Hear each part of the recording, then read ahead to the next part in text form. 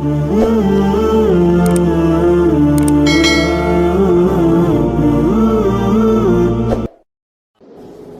ڈٹے ہوئے لوگ. سرکار نے فلاح انسانیت کے لیے جو دوسرا کام کیا نا، وہ لوگوں کو احساس دلایا ہے کہ اگر غلطی ہو جائے تو تم نے بندوں کے سامنے اپنے آپ کو کلیئر نہیں کرنا، تم نے تو رب کے سامنے اپنے آپ کو کلیئر کرنا. اللہ کے سامنے تم نے بچنا ہے کہ میرا گناہ معاف. اور حضور احساس پیدا کرتے تھے. بخاری شریف میں قبیلہ غامدیہ کی اس عورت کا تذکرہ موجود ہے جو خود آئی تھی، کوئی گرفتار کر کے نہیں لایا تھا، از خود آئی. احساس پیدا ہو گیا نا گناہ کا. یہاں بہت ساری غلطیاں کر کے بھی لوگ جب اپنی بات کرتے ہیں تو کہتے ہیں کبھی یاد تو نہیں کسی کے ساتھ زیادتی کی ہو، یاد تو نہیں کبھی کسی کا. بھئی آپ نے اتنے بڑے ولی ہونے کا دعویٰ کر دیا. انسان تو انسان رہتا ہے. بڑے بڑے لوگ کہہ گئے کہ یا اللہ اگر انجانے میں بھی بھول گئے ہیں تو ہم سے درگزر فرما. لیکن جب ہم تیار ہی نہیں ماننے کو. حضرت انس بن مالک کہتے ہیں وہ خاتون آئی، کوئی پکڑ کے نہیں لایا، کسی 14 دنوں کے ریمانڈ پہ نہیں اسے منوایا گیا، اسے وہ خود بخود آئی. اور کریم محبوب علیہ السلام کے سامنے جب وہ کھڑی ہوئی تو اتنے درد سے میں نے کم لوگ روتے دیکھے ہیں جس درد سے وہ روئی. عرض کرنے لگی حضور میں غلطی کر بیٹھی ہوں، مجھ سے زنا ہو گیا، مجھے پاک کر دے. تو محبوب کریم علیہ السلام نے فرمایا تو کیسے ثابت کرے گی تو نے گناہ کیا؟ یعنی مجرم کو ثابت کرنا پڑ رہا ہے کہ میں گناہ گار. یہ وہ کمال ہے کہ انسانوں کو احساس ہونے لگے کہ یہاں ہم غلط ہیں. جب اعتراف جرم ہوتا ہے، جب بیماری کی تشخیص ہوتی ہے تو پھر اس کا علاج بھی ہو جاتا ہے. حضرت انس بن مالک کہتے ہیں وہ عرض کرنے لگی حضور میرے پیٹ میں ناجائز بچہ ہے. حضور نے فرمایا جا جب بچہ پیدا ہو تو پھر آنا. وہ 8 ماہ کے بعد آئی تو اس کی گود میں پھول سا بچہ تھا. حضور نے فرمایا واپس جا، جب روٹی کھانے لگ جائے تو پھر آنا. وہ 2 سال 2.25 سال دودھ پلاتی رہی. پھر جب آئی تو بچے کے ہاتھ میں روٹی کا ٹکڑا تھا. کریم محبوب صلی اللہ تعالی علیہ وسلم سے آ کے جب اس نے بات کی تو وہ درد سے روئی، کہنے لگی یا رسول اللہ 3 سال ہونے کو ہیں، میں نے گناہ کیا ہے، میں ساری رات سو نہیں پاتی.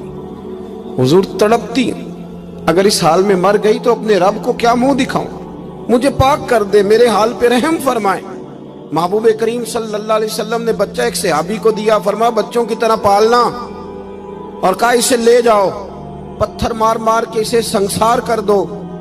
صحابہ کہتے ہیں اسے پتھر لگ رہے تھے اور حضور بے چینی کے ساتھ ٹہل رہے تھے. آ کے خبر دی حضور وہ تو وصال کر گئی، انتقال ہو گیا. فرمایا یہاں تک تو بات اس کی تھی. حضرت انس بن مالک کہتے اب محبوب کریم نے صحابیات سے فرمایا اسے غسل دو، کفن پہناؤ، جنازہ تیار ہو جائے تو مجھے خبر کرنا. حضرت انس بن مالک کہتے ہیں غسل ہوا، کفن ہوا، جنازہ تیار ہوا تو حیران ہم تب ہوئے جب میرے محبوب نے فرمایا صفیں بناؤ، میں خود جنازہ پڑھاؤں گا، میں خود جنازہ پڑھاؤں گا. اور سرکار نے جنازہ پڑھایا تو ایک شخص کی زبان سے نکلا حضور اس ملعون کا معاذ اللہ جنازہ جس نے ناجائز بچہ جنا، اس کے لیے آپ دعا کر رہے ہیں، جنازہ پڑھا. حضور فرمانے لگے خاموش ہو جاؤ، تم نے گناہ دیکھا ہے، اس کا احساس نہیں دیکھا. تم نے غلطی دیکھی ہے لیکن اس کی توبہ کا انداز نہیں دیکھا. اور صاحب کنز العمال نے یہ لفظ نقل کیے ہیں کہ کریم محبوب فرمانے لگے اس نے تو ایسی شاندار توبہ کی ہے کہ اگر میں اپنی ساری امت میں بانٹ دوں تو اللہ سب کی مغفرت فرما دے گا.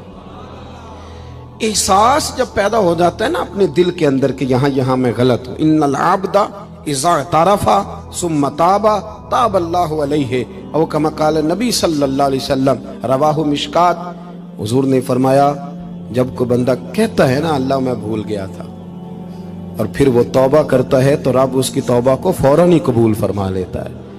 پہلی بات یہ کہ عقائد کو مضبوط رکھیں، مضبوط عقائد.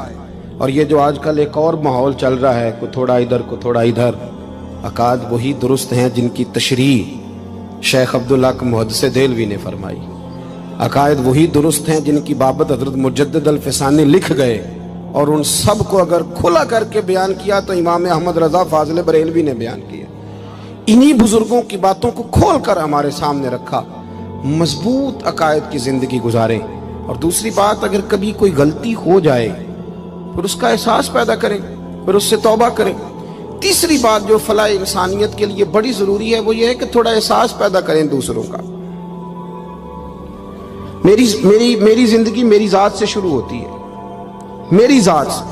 میرے سے ہنس کے بولو، میری بات مانو، میرے پیچھے چلو، میرے آرام میں خلل نہ آئے، میری طبیعت کے بھئی آپ کی طبیعت کے مطابق چلیں تو پھر تو آپ بہت بڑے خود غرض ہوئے کہ آپ نے صرف اپنے لیے سوچا. محبوب کریم کا کمال یہ تھا کہ حضور نہ دوسروں کا بڑا احساس فرماتے تھے. آپ بخاری مسلم کی وہ حدیث پڑھیں تو حیران ہو جائیں کہ سرکار فرماتے ہیں میں جب نماز کی نیت باندھتا ہوں تو میرا دل کرتا ہے میں لمبی نماز پڑھاؤں. جب میرا کسی کام کرنے کو دل کرے تو پھر میں ساری دنیا کچلنی پڑے تو میں کر جاتا ہوں. لیکن حضور فرمانے لگے کہ میرا دل کرتا ہے میں لمبی نماز پڑھاؤں، لیکن پھر میرا خیال آتا ہے کہ پیچھے بوڑھے بھی ہیں، بیمار بھی ہیں، بچے بھی ہیں. یا رسول اللہ نماز اللہ کی اور خیال بندوں کا.